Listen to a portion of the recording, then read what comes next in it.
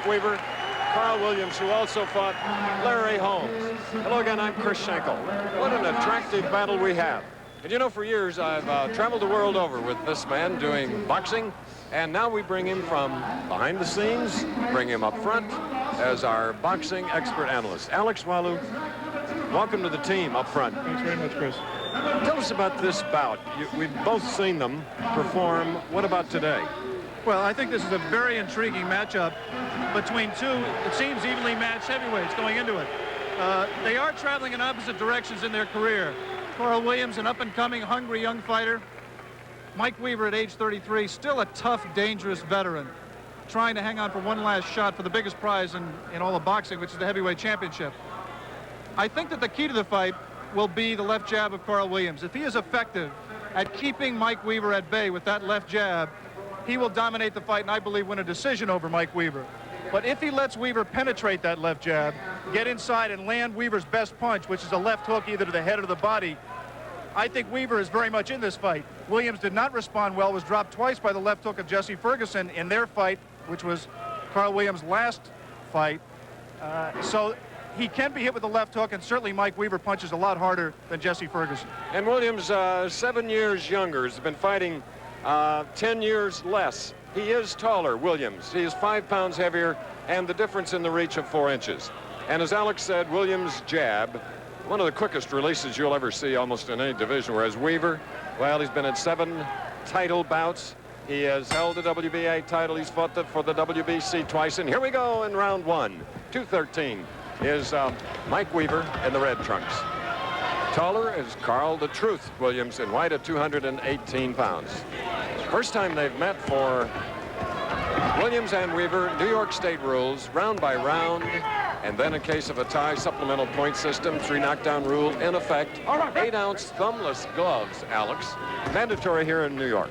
Yeah, one of the safety measures that's been instituted by the commission here, trying to prevent against eye injuries. 8-ounce gloves which favor a puncher like Weaver.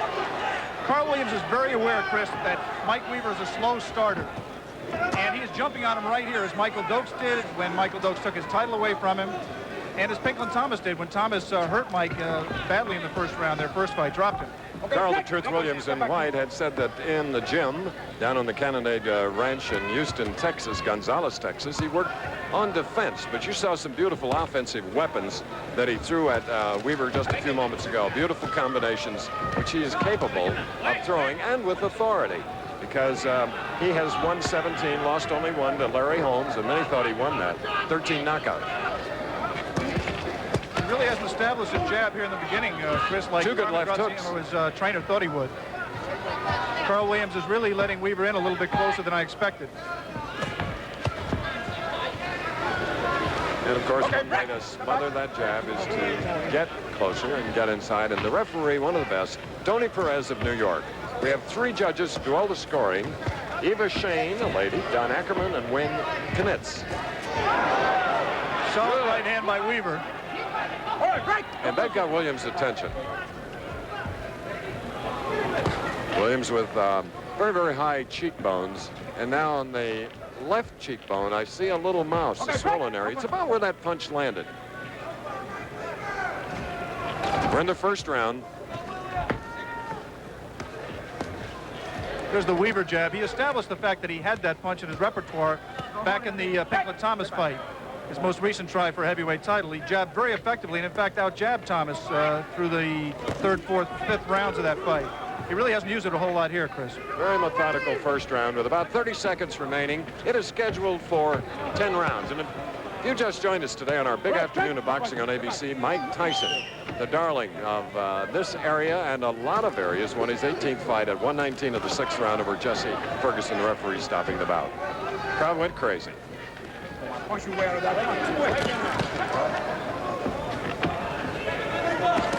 Hear the bell now, ending round 1 in 10 seconds.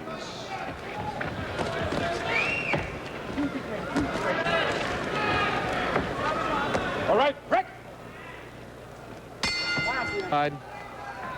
That is Michael Weaver, former WBA champion.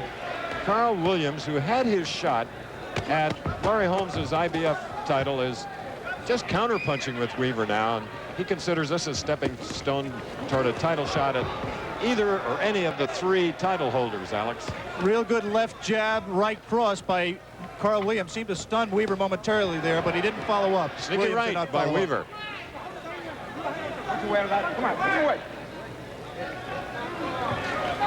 Weaver can punch you out. 17 knockouts, including over Casilla. And those are heavy punches. Left hook to the body by Williams and White. That's what Mike Weaver has to do. He has to let his hands go inside. He got one isolated punch off.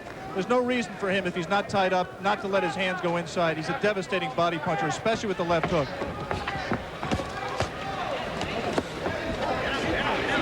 If you're a fan of Mike Weaver, you know he's a very frustrating fighter to root for. He really gets lethargic sometimes, seems to go to sleep, loses concentration in the ring, and just doesn't punch enough. Like 63 seconds of the first round against Michael Dokes, then battling to a 15-round draw when they fought again. And here he's trying to make up for the reach disadvantage by getting a little closer, and his hooks worked, especially the last left hook. And effective jabs getting through.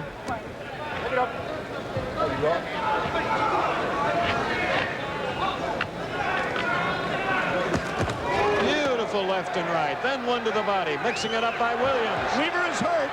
Round 2, 1:14 to go in the round. And down goes Carl Williams. Williams is down at 1:08 of the second.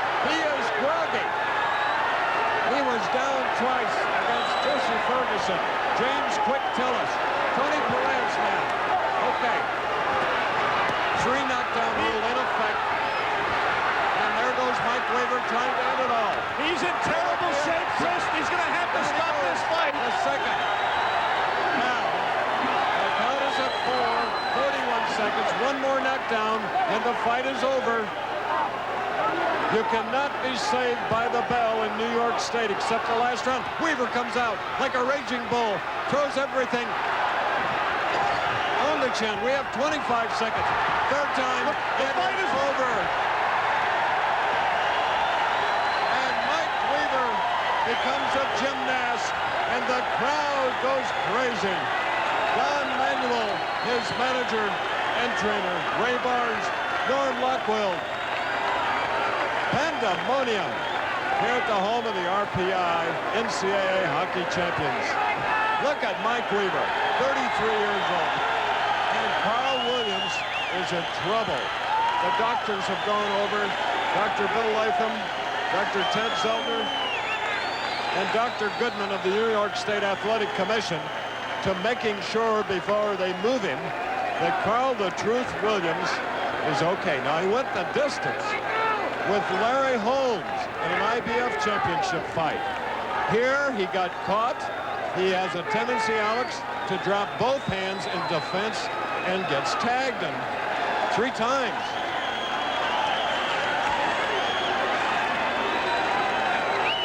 The piano-playing ex-Marine Corps Corporal Mike Weaver, my goodness, in his 40th professional fight.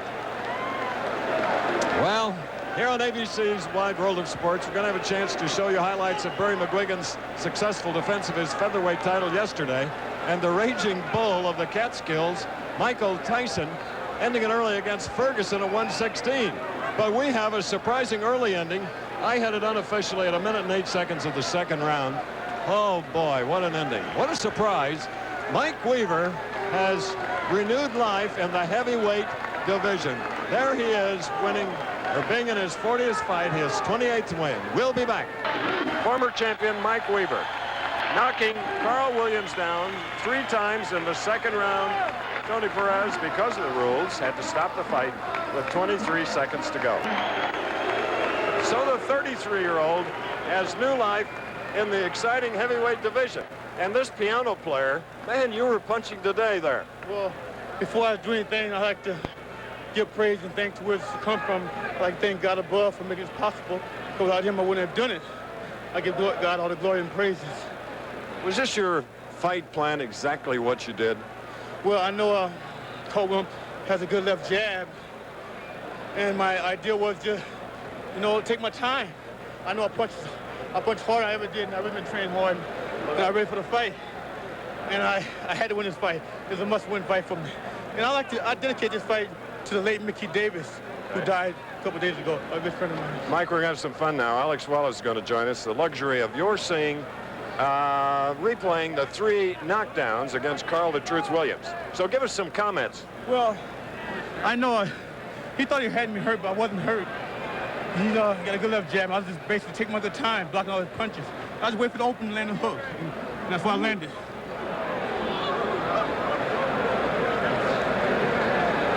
And so I waited to land that left hook, because he was expecting me to throw a right hand, because it was practicing the right hand could hurt him. So I was just waiting to land that left hook, and I thank God he gave me the power to land it. This is the second knockdown, Michael. Were you surprised the referee let the fight continue? Yes, I was surprised and happy, because I know he'd get back up. I was going to have fun knocking him back down. So I was surprised that he let it continue. 3 knockdown rule in effect. Here's the 3rd knockdown that ended the fight. Williams never really recovered. He never did. You didn't get a clean shot in like you'd like, but he just wasn't back yet. No, if I would got a clean shot in, he would still be down there. Well, I just got the shots on the top of his head. The weight of 213 had to make you faster. Well, I was light faster and in superior condition. I trained real hard for the fight. I was up to 255 pounds a couple of months ago, but I came down to 213. How much? 255. What's your secret? A lot of ladies out there would like to know. You know, weight, diet? No, just training. I'm selling it. Michael, we haven't seen you so happy since you knocked out John Tate and did your flip in Knoxville in 1979.